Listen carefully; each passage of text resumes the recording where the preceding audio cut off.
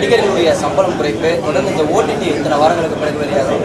இதெல்லாம் பல கூட்டங்களிலும் பொதுக்குழு கூட்டங்களிலும் தீர்மானம் எடுக்கப்பட்டு தான் வருகிறது. ஆனால் அது இன்னமும் நடைமுறைக்கே சாத்தியம் இல்லை அப்படிங்கிற மாதிரி தெரியுது சார் தமிழ் திரைப்படத்தில். இல்லைங்க அதுக்கு தமிழ் திரைப்பட தயாரிப்பாளர் சங்கம் கொஞ்சம் சில வருடங்களாக சின்னதாக ஒரு பிளவுபட்டு இப்போ இவர் தலைவரான பிறகு தமிழ் திரைப்பட தயாரிப்பாளர் சங்கத்துக்கு தமிழ்குமரன் தலைவரான பிறகு ஒரு இணக்கமான ஒரு சூழ்நிலை ஏற்படுத்திட்டு இருக்கார். அந்த தனியாக போன அந்த அமைப்பு இப்போ ஃபுல்லாக தமிழ் திரைப்பட தயாரிப்பாளர் சங்கத்துக்கு ஒத்துழைப்பு கொடுக்கறதா வந்திருக்கிறாங்க. ஸோ இப்போ ஒரு ஸ்ட்ராங்கான ஒரு அமைப்பாக மாறிக்கிட்டு இவருடைய தலைமையில் அதை இவர் ரொம்ப அழகாக டீல் பண்ணிட்டு இருக்கிறாரு.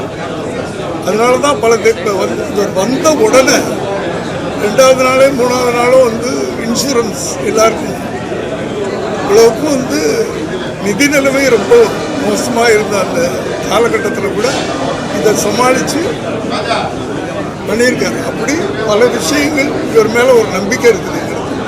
பல ஆண்டுகளுக்கு பிறகு இந்த தமிழ் திரைப்பட தயாரிப்பாளர் சங்கம் ஒரு ஸ்ட்ராங்கான ஒரு நிலைமைக்கு வரும், நாங்கள் நினைக்கிறது சாதிப்போம் அப்படின்ற ஒரு விஷயத்தில் ரொம்ப முனைப்பாக இருக்கிறது.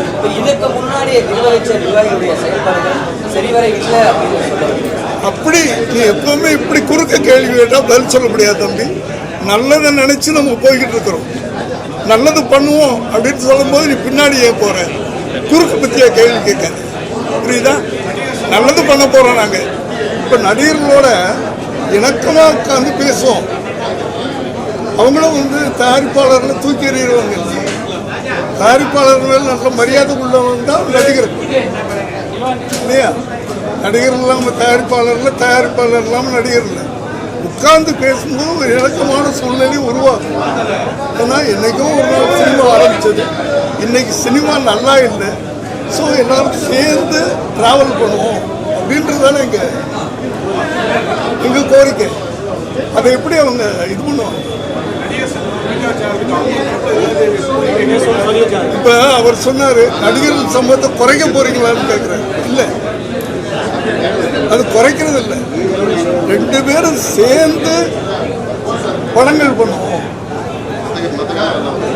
வர்ற லாபத்துல 2 பேரும் பண்ணிக்கிறோம் அப்படின்றதான் சொல்றதே தவிர நீங்க சம்பளத்தை குறைச்சிங்க, நீங்க சும்மா வேலை செய்யுங்க அப்படின்னா எங்களுக்குள்ள இணக்கமான முடிவு வரும். அப்படித்தான் நாங்கள் பேசுவோம். நோக்கமே லாப நஷ்டத்தில் பங்கேற்கணும், அவ்வளோதான். சென்னைக்கு கூட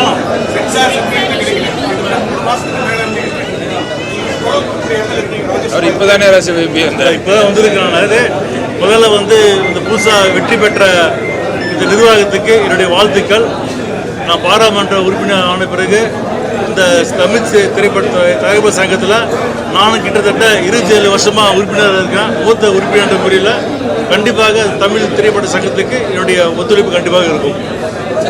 பெரிய திரைப்படத்திற்கு இந்த பிரச்சனை வரப்போ அடுத்தடுத்து சின்ன பட்ஜெட் திரைப்படங்கள் நிறைய இந்த மாதிரியான இருக்கு. நல்ல கதைக்களம் கொண்ட திரைப்படங்கள், ஒரு பெரிய பட்ஜெட் கொண்டிருக்கக்கூடிய திரைப்படமே இந்த மாதிரி வெளியாகும் பொழுது தயாரிப்பாளர்களுடைய நேரடியாக பாதிக்கப்படுறாங்க. ஸோ அந்த மாதிரியான நடவடிக்கைகள் வெளியானதா பைரசி லீக் ஆகிறதுக்கு அதான் நாங்கள் இப்போ பேசும்போதே பொதுக்குழுவில் பேசுவோம்.